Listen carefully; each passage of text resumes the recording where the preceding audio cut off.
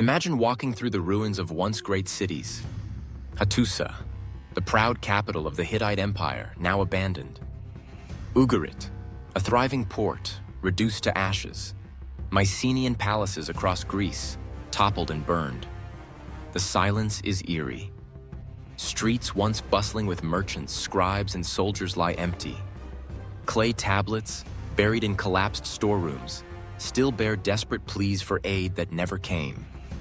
From Greece to Egypt, from Anatolia to Mesopotamia, the great powers of the late Bronze Age crumbled, many within a single human lifetime. This was no gradual fading of empires. It was sudden, violent, and widespread. A world system that had flourished for centuries unraveled around 1200 BCE, leaving behind only fragments of its former grandeur. The question: why did so many civilizations fall, almost at once? Historians and archaeologists call this event the Bronze Age collapse, a cataclysm so profound that it wiped out kingdoms, disrupted international trade, and ended centuries of cultural progress. But the great puzzle remains. Why did so many civilizations fall, and why nearly simultaneously? Was it the mysterious sea peoples, climate change, famine, earthquakes, rebellion, or some combination of all these? The collapse has been described as one of history's first true systems failures, where interconnected societies fell like dominoes. Yet some regions, Egypt, Assyria, the Highland cultures, endured. Understanding why some survived while others vanished is central to the mystery. This essay does not promise a single simple answer, because none exists. Instead, it will weave together archaeology, ancient texts, and modern science to explore how political, environmental, and social pressures converged into catastrophe. It will trace the web of international connections that once made the Bronze Age a golden era, then show how fragile that system truly was. Finally, it will reflect on what the Bronze Age collapse can teach us about the vulnerabilities of our own interconnected world.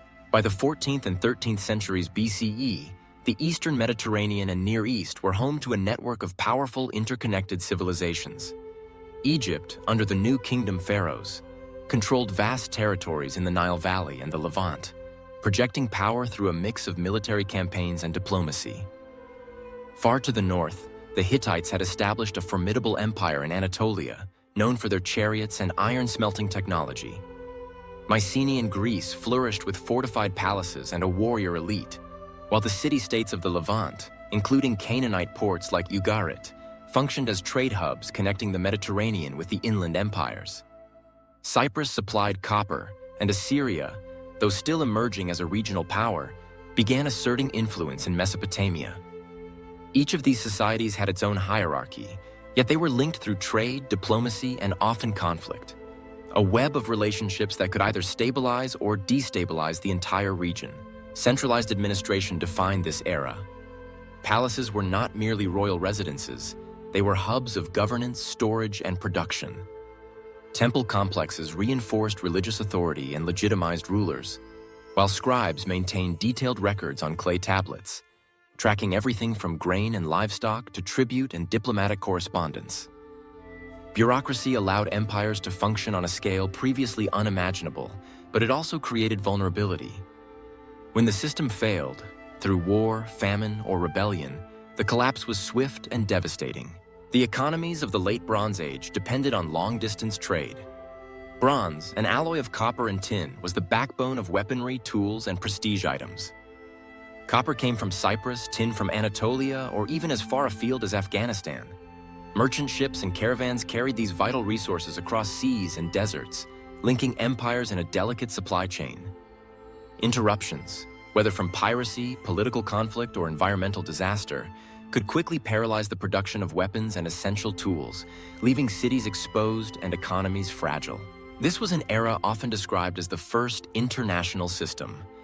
Treaties, royal marriages, and diplomatic correspondence, some surviving in the form of the Amarna letters, connected far-flung capitals.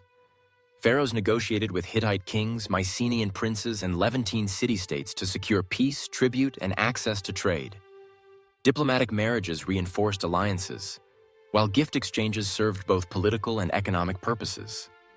These interactions created a web of interdependence.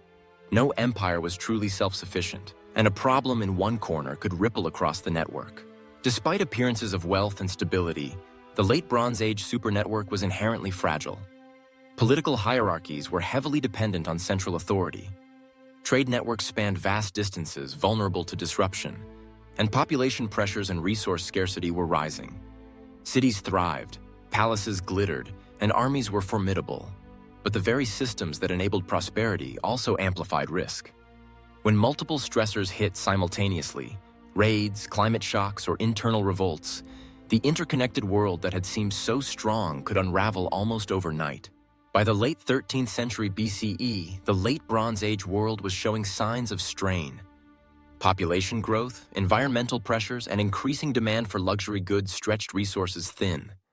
Cities once secure under powerful kings began to feel the weight of multiple stressors. Egypt faced growing threats along its northern borders in the Levant, while the Hittites struggled to maintain authority over Anatolia and northern Syria. Mycenaean palaces, heavily fortified yet dependent on imports of tin and copper, were similarly vulnerable. These pressure points were not isolated, they were interconnected, meaning that instability in one region could trigger cascading effects across the entire network. Political unrest was intensifying.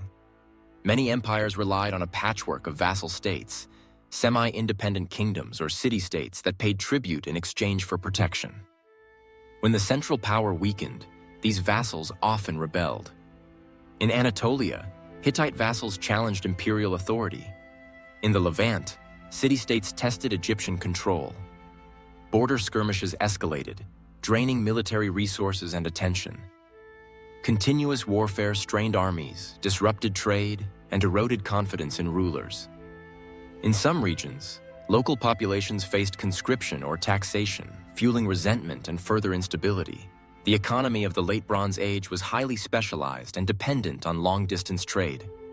Copper from Cyprus, tin from Central Asia or Anatolia, and luxury goods like ivory, incense, and textiles moved along fragile networks. Any disruption, whether from piracy, political conflict, or natural disasters, could create immediate shortages. A delayed shipment of tin could halt bronze production, leaving armies without weapons and craftsmen without tools. Food supply chains, particularly in marginal regions, were also vulnerable. A poor harvest, combined with rising population pressures, could tip a city from prosperity into famine. Centralized bureaucracies allowed empires to function efficiently, but they were also brittle. Palaces controlled resources, armies, and information. Scribes kept meticulous records. When rulers died unexpectedly, or when military defeats undermined authority, the entire system could falter. Cities could no longer guarantee food, protection, or trade stability. The interconnectedness that had created the strength of the Late Bronze Age world now became a liability. One failure, whether military, environmental, or political, could cascade across borders, sparking widespread collapse. By the turn of the 12th century BCE, these pressures were converging. The Late Bronze Age supernetwork, which had seemed invincible just decades earlier, was beginning its slow, unstoppable descent into chaos. Between 1200 and 1150 BCE, the Eastern Mediterranean and Near East were engulfed in unprecedented upheaval. Archaeological evidence shows widespread destruction. Palaces and fortresses burned to the ground, port cities sacked, and administrative centers abandoned. Ugarit, a thriving Canaanite port, was reduced to rubble, its archives abruptly ending in a silence that tells of sudden catastrophe. Mycenaean citadels, once symbols of military power, show the scars of violent attacks, while Anatolian Hittite cities, including their imperial capital Hattusa, were burned and deserted. The destruction was not uniform. Some areas were spared, but the overall pattern reflects simultaneous crises across a wide region. We are fortunate that some contemporaneous voices survived in clay and papyrus. The Amarna letters, correspondence between Egyptian pharaohs and their vassals, reveal growing desperation. Appeals for military aid, complaints about raiders, and reports of famine and social unrest. These messages provide rare glimpses into the human dimension of collapse. Leaders confronting threats they could neither predict nor contain. The urgency of these letters suggests that the crises were immediate and severe, not slow burning. Across the region, similar pleas for help went unanswered or were too late, amplifying the sense of chaos. What began as local instability quickly escalated into systemic collapse. The fall of one city disrupted trade routes, leading to shortages in another. A defeated vassal emboldened neighboring regions to rebel. Political, economic, and social stressors interacted like falling dominoes. Empires that had seemed resilient suddenly faltered. Even Egypt, which survived the brunt of the upheaval, saw weakened borders and disrupted commerce. This period demonstrates the danger inherent in highly interconnected societies. When multiple stressors strike simultaneously, even the strongest powers can teeter on the brink. The years between 1200 and 1150 BCE mark the apex of the Bronze Age collapse. Fires, letters of despair, and cascading failures reveal a world in turmoil, one that would never fully return to its former complexity, setting the stage for the new political and technological landscape of the early Iron Age. Among the most enigmatic actors of the Bronze Age collapse are the so-called Sea Peoples, a term derived from Egyptian inscriptions. Pharaohs Merneptah and Ramesses III described naval invasions from distant, unidentified groups who attacked Egypt's coasts and disrupted the eastern Mediterranean. Reliefs show heavily armed warriors arriving on ships, with distinctive headdresses and weaponry. However, the inscriptions are propagandistic, emphasizing Egyptian victories and portraying the invaders as an almost supernatural threat. These texts tell us that Egypt faced maritime pressure, but they offer limited insight into the origins, motivations, or composition of these groups. Archaeological evidence provides tantalizing, if incomplete, clues. Coastal fortifications, burned settlements, and scattered weapons indicate that raids occurred, while changes in material culture suggest population movements.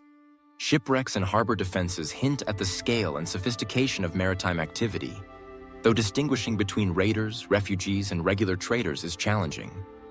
Some settlements show evidence of sudden destruction, while others appear to have been abandoned gradually, suggesting a combination of violent incursions and slower demographic shifts. Scholars debate whether the Sea Peoples were invading raiders, migrating communities, or a mixture of both. One model emphasizes violent invasions destabilizing established kingdoms. Another suggests that famine, climate change, and social unrest forced groups to migrate, sometimes clashing with local populations in the process. Both models may be partially correct. The upheavals of the period likely involved fluid movements of people, some armed, some seeking new homes, collectively contributing to regional instability. Egypt provides a unique window into these events because it survived the wider collapse. Ramesses III's inscriptions at Medinet Habu depict decisive victories over the Sea Peoples, emphasizing Egyptian resilience. Yet victory came at a cost. The army suffered losses, trade was disrupted, and border control weakened. While Egypt's bureaucracy persisted, it too faced internal strain, illustrating how even surviving states were not immune to the wider regional turmoil. Despite extensive research, the Sea Peoples remain a historical puzzle. Their precise origins, composition, and motivations are uncertain, and much evidence is indirect or interpretive. Were they opportunistic raiders exploiting weakened states? Migrant populations displaced by famine or conflict? Or a combination of both? Until new archaeological discoveries or textual evidence emerge, the Sea Peoples will remain one of the most tantalizing and debated components of the Bronze Age collapse, symbolizing both human mobility and the unpredictability of history in times of crisis. Evidence from dendrochronology, sediment cores, and isotope analysis reveals that the eastern Mediterranean and Near East experienced significant climatic fluctuations around 1250 to 1150 BCE. Extended periods of drought, unusually low rainfall, and temperature swings disrupted agricultural cycles. Rivers and streams that had reliably irrigated fields began to dwindle, while reservoirs and cisterns dried up. This environmental stress put enormous pressure on societies that depended on predictable harvests to feed growing populations. Even advanced states with centralized storage systems and bureaucracy were vulnerable when the climate turned hostile. As rainfall diminished and crops failed, food scarcity quickly became a social and economic problem. Archaeological records indicate rising grain prices, evidence of hoarding, and, in some regions, social unrest likely triggered by hunger. Letters from Canaanite city-states and Egyptian vassals describe appeals for supplies and emergency shipments of grain. suggesting that shortages were widespread and urgent. In urban centers, shortages could spark riots, while rural communities struggled to survive on increasingly marginal land. The resulting instability undermined political authority, making local populations more susceptible to rebellion or migration. The environmental crisis did not occur in isolation. Drought and famine interacted with ongoing political and military pressures. Stressed populations became more likely to revolt. Vassals challenged weakened empires, and armies faced recruitment difficulties as manpower and food dwindled. Trade networks that supplied critical resources like tin, copper, and luxury goods were disrupted by both environmental and social factors, creating a feedback loop. Scarcity fueled unrest. Unrest disrupted trade, and trade disruptions exacerbated scarcity. In this way, climate acted as a catalyst, intensifying the vulnerabilities already built into the Late Bronze Age supernetwork. It is important to recognize that climate alone did not cause the Bronze Age collapse. Many regions experienced drought or famine without complete societal collapse. The environmental stressors became catastrophic only when combined with over-reliance on centralized authority, rigid trade dependencies, external attacks, and internal social tensions. In other words, climate triggered crises in a system already teetering on the edge. The collapse was not inevitable. It was the result of convergence, environmental shocks meeting political fragility and social unrest. By the turn of the 12th century BCE, famine, rising prices, and disrupted food supply had weakened cities and empires alike, leaving them more vulnerable to raids, revolts, and systemic failure, a prelude to the full-scale collapse that would follow in the shock years. The Eastern Mediterranean lies along several tectonic fault lines, making earthquakes a recurring hazard. Archaeological evidence shows that many late Bronze Age cities, including Ugarit, Troy, and Hattusa, experienced sudden structural collapses consistent with seismic activity. When combined with already weakened political systems and social unrest, these natural disasters had disproportionate effects. Fortifications crumbled, palace complexes collapsed, and essential storage facilities were destroyed, leaving urban populations exposed. In a world already stressed by famine and war, an earthquake could tip a city into permanent abandonment. Epidemics likely accompanied or followed these environmental and social disruptions. Malnutrition, population displacement, and overcrowding in surviving urban centers created ideal conditions for disease to spread. While direct evidence is sparse, signs of sudden population decline in some regions suggest that infectious disease contributed to the collapse. These silent killers reduced labor forces, weakened armies, and further strained agricultural production, compounding the effects of famine and social disruption. Disease may have been invisible in the historical record, but its impact was devastating. Conflict amplified every other stressor.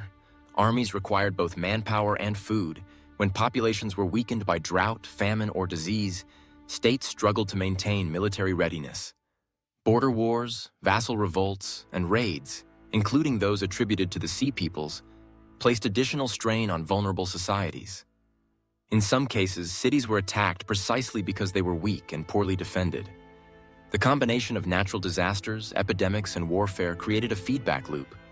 Weakened populations could not resist invaders, disrupted trade made famine worse, and failed governance intensified social unrest.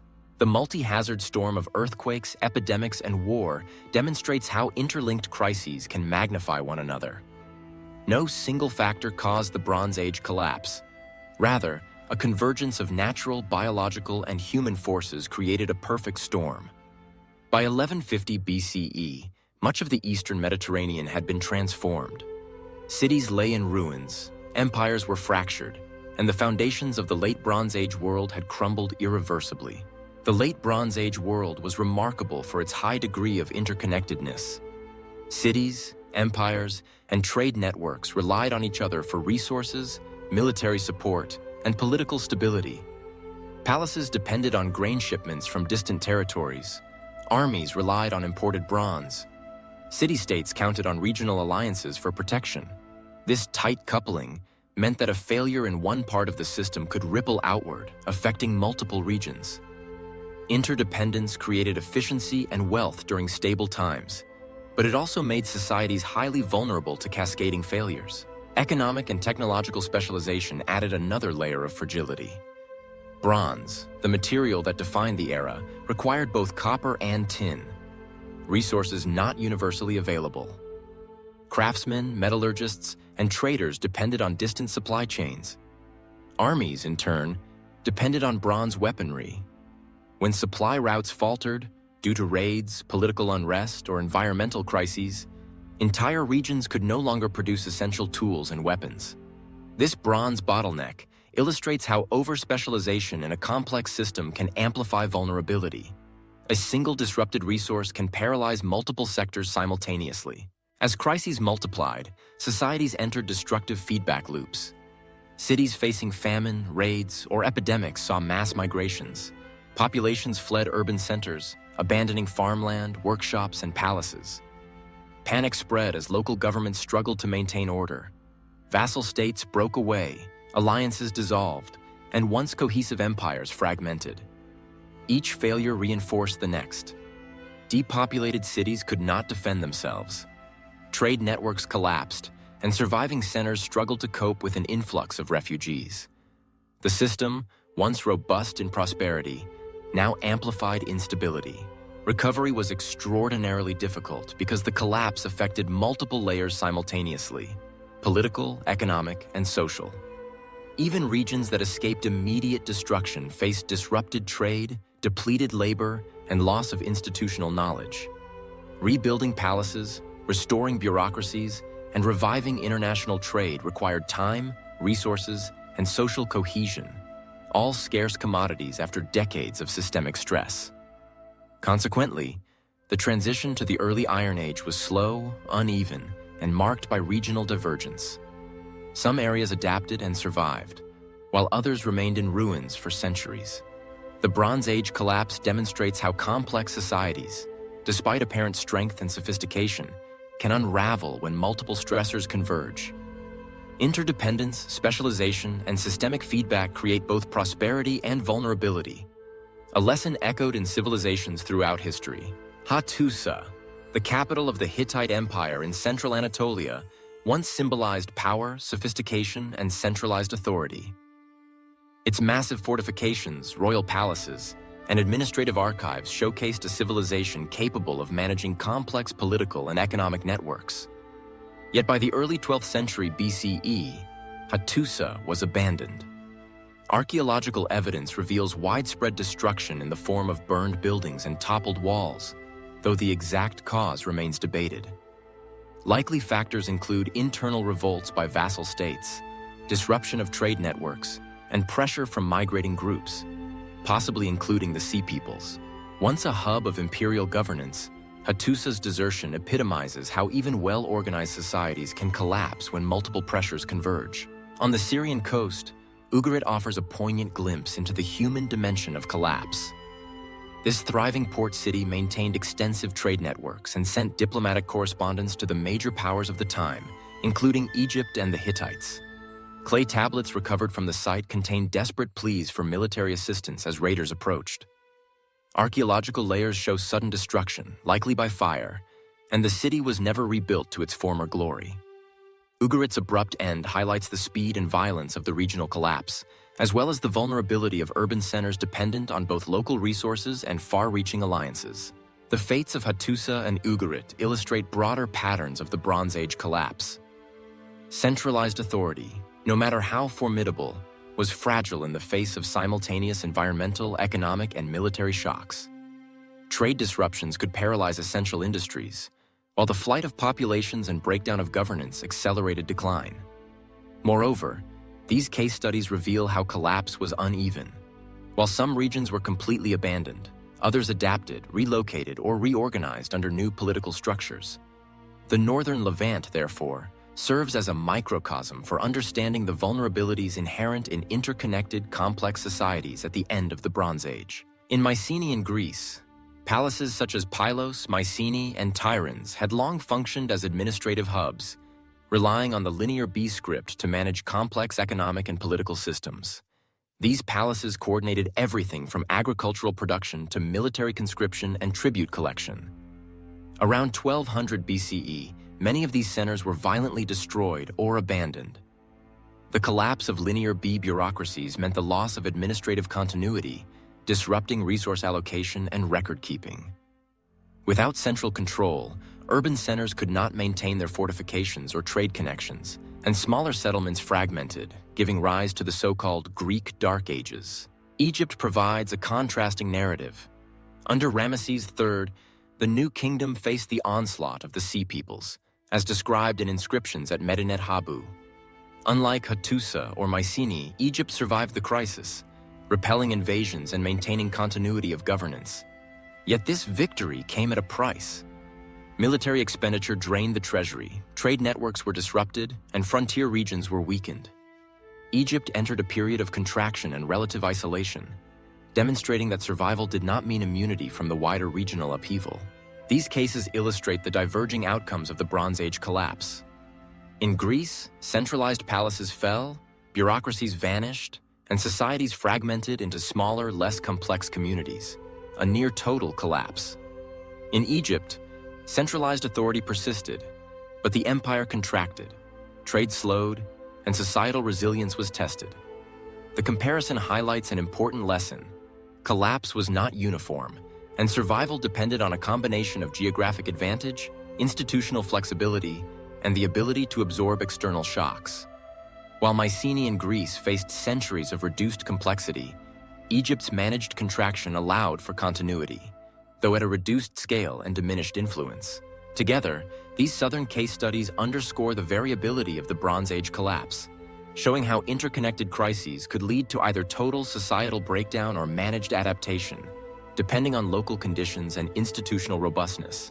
Assyria, located in northern Mesopotamia, experienced relative continuity during the Bronze Age collapse. While it faced temporary disruptions, it did not suffer the widespread destruction seen in the Levant or Anatolia. Assyria's survival can be attributed to strong centralized administration, a geographically defensible heartland, and a robust military that maintained internal order. After a brief period of relative stagnation, Assyria began to expand in the 11th and 10th centuries BCE, eventually emerging as a dominant imperial power. Its experience illustrates that a combination of strategic geography and institutional resilience could shield societies from the worst effects of systemic collapse. Along the Levantine coast, the Phoenicians adapted quickly to the disrupted world. With the fall of Ugarit and other port cities, maritime trade became even more critical. The Phoenicians focused on building seafaring expertise, establishing new trade routes, and developing colonies across the Mediterranean. By embracing mobility and flexibility, they thrived in a post-collapse landscape. Their adaptation underscores the importance of economic versatility and the ability to exploit new opportunities when traditional networks disintegrate. In the mountainous regions of Anatolia, Greece, and the Levant, smaller communities often survived by retreating to defensible highlands. These polities were less dependent on long-distance trade, more self-sufficient agriculturally, and better able to weather the storms of famine, invasions, and administrative collapse. While they lacked the grandeur of palatial centers, their resilience allowed them to preserve culture, maintain local governance, and eventually serve as foundations for later societies.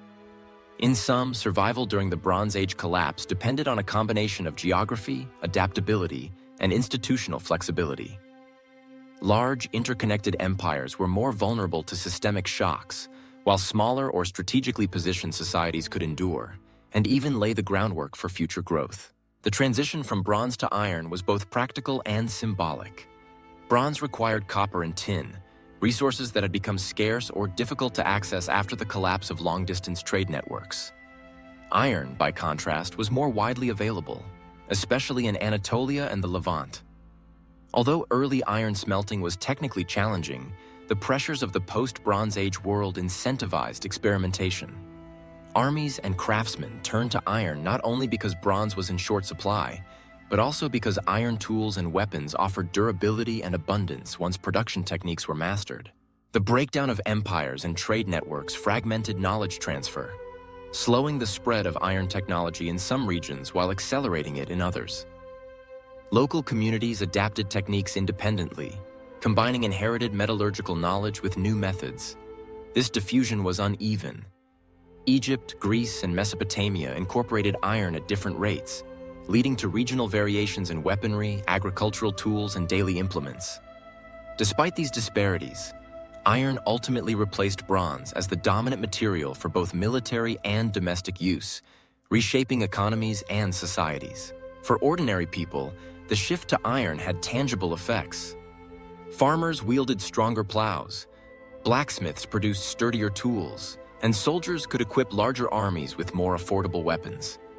The early Iron Age saw smaller, more self-reliant communities emerge, often in hill forts or isolated valleys. Although the grandeur of palatial centers largely vanished, these communities demonstrated resilience and adaptability.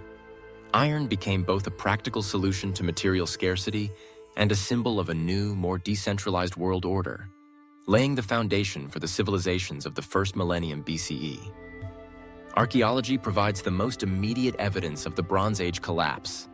Excavations reveal burned palaces, toppled walls, and abandoned settlements, creating a visible record of destruction.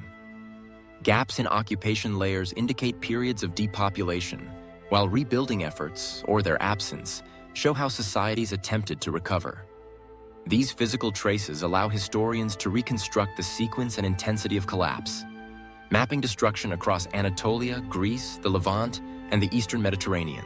Written records supplement the archaeological evidence.